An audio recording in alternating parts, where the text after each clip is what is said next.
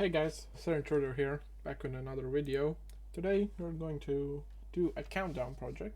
So for this example, we're going to do a countdown from today's date till New Year's Eve of 2022. So how are we going to achieve that? Well, basically some HTML, some CSS for styling, and JavaScript, obviously. It's pretty simple. So what we do is create a new HTML. So we're going to type it index.html. Index is for basically, well, we could call it this just countdown.html. Index is used for a page to load. Sometimes it takes that's the first one it takes. I'm pretty sure, not fully sure, haven't researched it yet. I usually just do index, and that's the first file that gets loaded. So obviously HTML5. Let's do the title countdown, and then we can do a so I think I'm gonna use a table. So, well, main and a table. So it's all in like a squarish shape. And a table, and we need something to style it with. Let's do that later.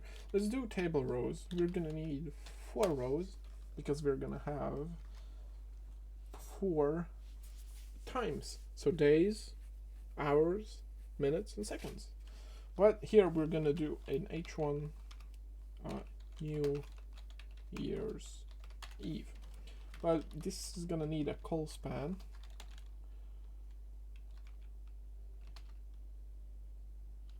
Right? Oh, my bad. That's a table row. We need to expand that and do a table cell, and then put that in there, and then to give this a call span of 4, and then add 3 more cells. Call span, what it does, it just says, hey, you New Year's Eve spread across all 3. So it like merges them in one cell. It's like Microsoft Word. At least that's how I understand it, and that's how I use it. So obviously we need more cells here. I'm just gonna copy paste this just 2 more times. So here we are gonna do the time. So what we're gonna do is add IDs for these cells. So ID equals days, ID equals hours, and ID equals minutes, and oh my god, ID equals seconds. So we're giving this ID so we can change their inner HTML with JavaScript. It's for styling purposes. We're going to give this a class of times, and here we're going to have class time types. So time types is going to be under each of the time. There's going to be a description of what it is. So if it says 20, below it's going to say days. So obviously we need to do days, hours, minutes, and seconds. So far I think it looks correct, but to see it, there's an extension called Mobile View. I like to use it for testing web responsiveness. But for example, right now in VS Code, it's a great way to show you everything in one page. So what we're gonna do is there's a Go Live button here. It's an extension. So what do we do? Go here, copy this, click on the mobile view, iPhone X, and paste the ID. Remove this one and put it there. So you might ask, why is it all black? Well, I don't know, it's kind of buggy. It always sets the background to black. An easy way to fix this is with styling. I use Sass. You can use SCSS. I'll show the SCSS file after the project is done. So we're going to do style SCSS, and we're going to do everything, padding Nope, just padding. Padding 0, margin 0, so we don't get some default values. We're gonna do font family. I like the Homa. Then we're gonna do box sizing content. We don't need that today. I just automatically always do it. So when we do body, that background color white, it should change. Obviously, after we assign that CSS.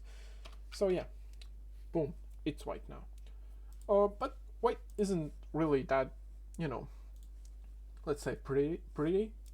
So we're gonna add the main tag. We're gonna give it a width of 100%, a height of 100, weight of view height, so it's a full page, and then we're gonna give it a background image URL of brackets, no, but parentheses, image, and this image.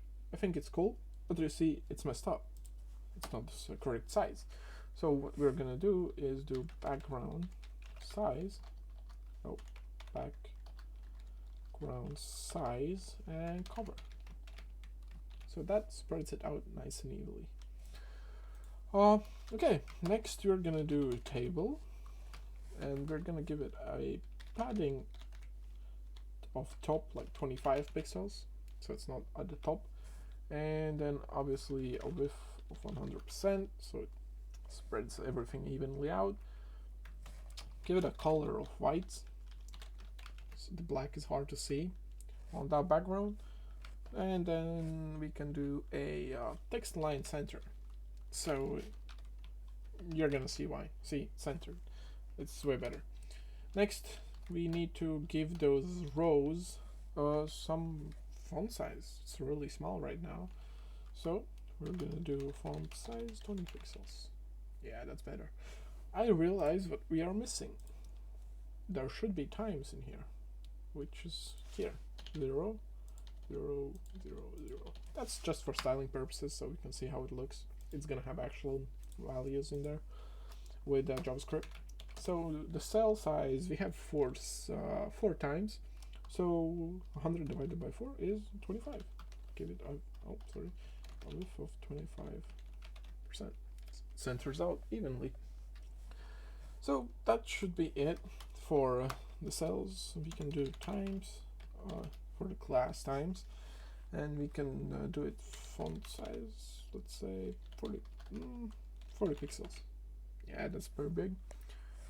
Then we have, how would font weight, how would it look in bold? Nah, I don't like it. Okay, so time types, and let's give this a font size of 25 pixels. That's too much. Maybe just leave it with, yeah, just leave 20 pixels as it is. Okay, so that should be all the styling that we need for now. That looks good, that looks good. 1, 2, 3. Oh, we didn't actually need 4 rows. Yeah. Okay, next let's get on with the JavaScript. So let's do a countdown.js, and then let's so what we need a start date, an end date, an interval that triggers, so every 1 second change the numbers, and yeah, so let's give it an end date. Let's say end date will be New Year's Eve, which is new date, brackets, parentheses, December the 31st, 2022, and 000000 midnight. Let's do get time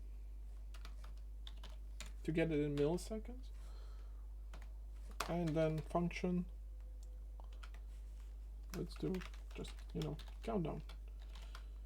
Inside here we need an interval, so let's do let x equals set interval, brackets, let's do function, and then brackets for that, and then that. Oh, we don't need minus, we need equals. Okay, so inside here we need a start date, the distance, the time calculation and to display the time, and maybe some if statements later for security. So let's start with giving it a start date. How we do that? Well, it's simple. Let start date equals new date brackets dot get time. That's it. That's how you get the start date. So next we need the distance between the start date and end date, or other way around. So how we do that? You guessed it. Let distance equals end date, so minus start date. Boom, we have the distance. Then we calculate the time by doing this. So we do let days equals math dot floor brackets distance divided by 1000 times 60 times 60 and times 24. That's how you calculate the days. We can copy paste this 4 times, replace days with hours, minutes, and seconds. So for the next these we need to do this sign, and we need to add some more math. So let's do divided by brackets 1000 times 60 times 60. This is how you get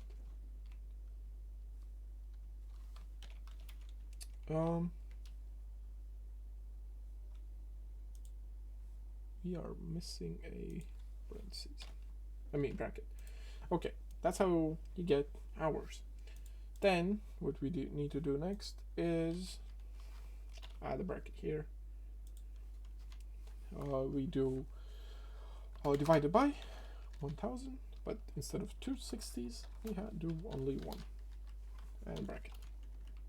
There you have it. That's how you get minutes. Now for the seconds, easy, just divide by 1000. That's all there is. Of course we need a bracket here and the bracket here. So that's the calculations done. We need to display display the data that we just got from the calculations. So how we do that? Well, easy. Document get element by ID, and remember the IDs that we did, days, and we change the inner HTML. So inner HTML equals days. See, easy. Copy paste this 4 times, change to. So what I like to do is click this, Control D, select both, to hours, minutes,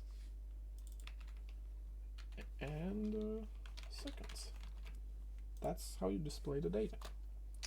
So we could leave it like this, but so the let's say that it doesn't go in negatives or isn't buggy. Let's do security. So if the timer is over, set values to 0. How we do that? Well, if the distance is less than 0, clear the interval x and copy paste this, set this to 0, like this, 0. So we display 0 like that and like that. So now we need to implement that script here. So what we're going to do is script and then do the countdown function. Of course this won't work because we haven't actually linked the script. So what we do is script source JavaScript and that. I put it at the top because it starts at the top, you know. That doesn't look entirely correct. Let's see what we did wrong here. So distance divided by 1000 times 60 times 60 times 24, correct. Time 1000 times 60 times 60 times 24 divided by 1000 times 60 times 60 seems correct. 1000 times 60 times 60. Oh, we didn't remove the 24. We need to remove that and remove this. Yes, that's correct. As you can see, it's working perfectly. New Year's Eve is in 210 days, 10 hours, 5 minutes, and 42 seconds. So that's how you do that, guys. Thank you for watching this tutorial. I hope you can somehow implement this into your projects. If not, you can just add this as a project. I'm sure someone will like it. Other than that, have a great day, and see you in the next adventure.